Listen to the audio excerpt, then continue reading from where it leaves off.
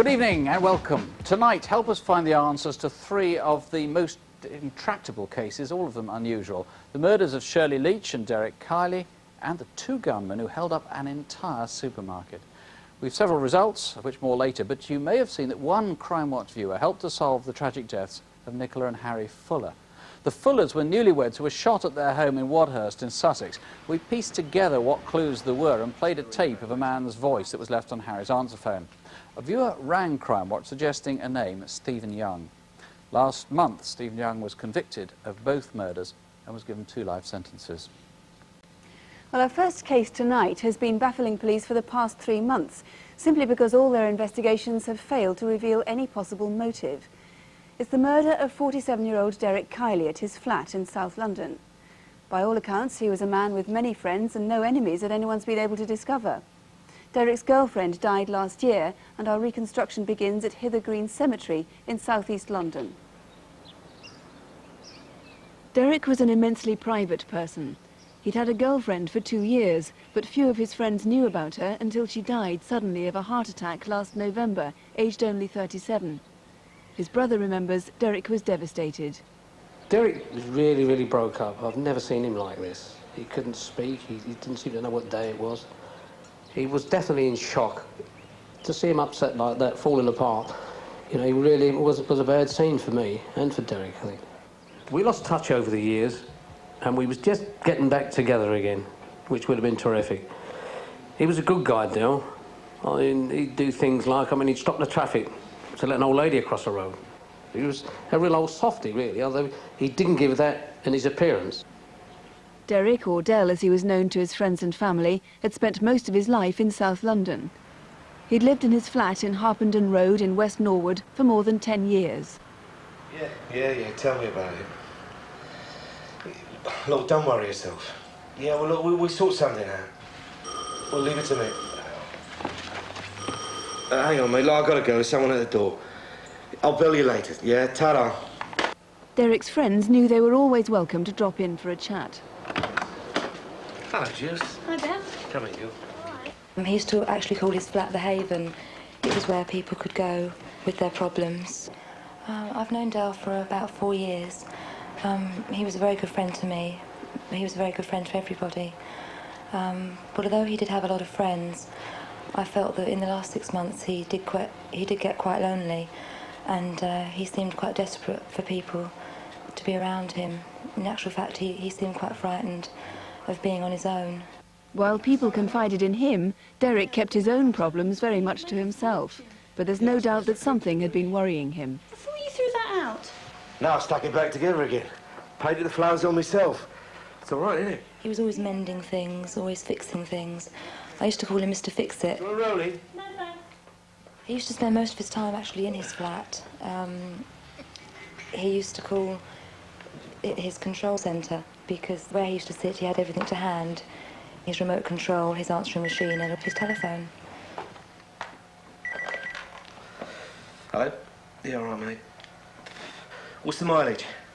Derek's main love was cars, and he made a business of doing up and selling second-hand vehicles. Yeah, we can do something, yeah. Consider it done.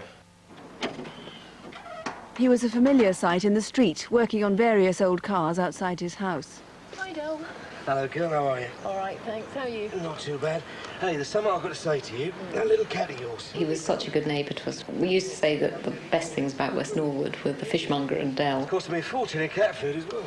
I had a smash in my car and Del just completely took over. He just did everything. Oh, it's really good since you fixed it. Yeah, well, you should get onto the garage, you know. They ripped you off something rotten. Yeah, I know. I keep meaning to ring them. Yeah, well, do it and let me know what they say. He was a real mixture. I mean, he came across as really macho, and yet you'd go round there and he'd be doing watercolours of cottages and sailing ships, which came as a real surprise. You know, it was quite a contrast to his image. I mean, I think he thought he was quite hard, but I certainly never saw him being aggressive, and he was a real honey to us. It's just after New Year, Sunday the 2nd of January. A neighbour remembers seeing a man coming from the direction of Derek's house that night and getting into a black 7 Series BMW. The witness describes the man as of Asian appearance, with a ponytail and in his mid-20s.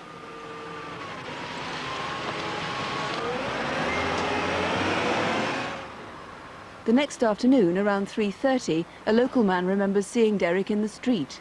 I was walking up Oldswater Road towards Harpenden Road when I saw him talking to a man in a light blue Sierra. The man he was talking to had slicked back hair and a ponytail. He was about in his mid-30s and had Mediterranean-type skin. I also remember that the car tax was out of date. Later that same evening, Derek was at a pie stall in Crystal Palace Parade, a few miles from where he lived. Tea and coffee? Yeah, please, Ron. Well, Dill used to come up at night to see me on odd occasion, have a chat. All right, Dill. Not really. But on this occasion, he come up, he looked down and out and didn't seem that he was in his right mind. Something was worrying him. He said to me, "I'll see you later," and then off he went. And that was the last time I see him. That was the last time anyone is known to have seen Derek alive. Half an hour later, back in Harpenden Road, it's shortly after midnight. This woman lives a few doors away from Derek's flat.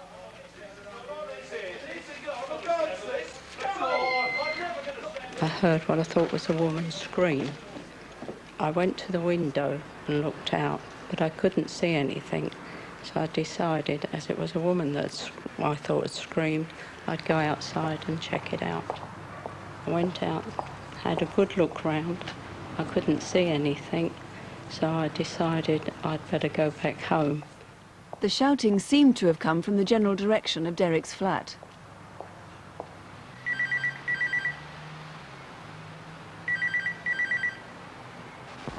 There's nobody available to speak to you at the moment.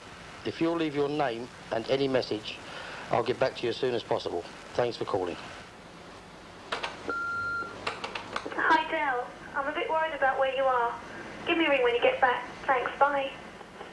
Over the next 3 days, Derek's friends became increasingly worried as he failed to return their calls.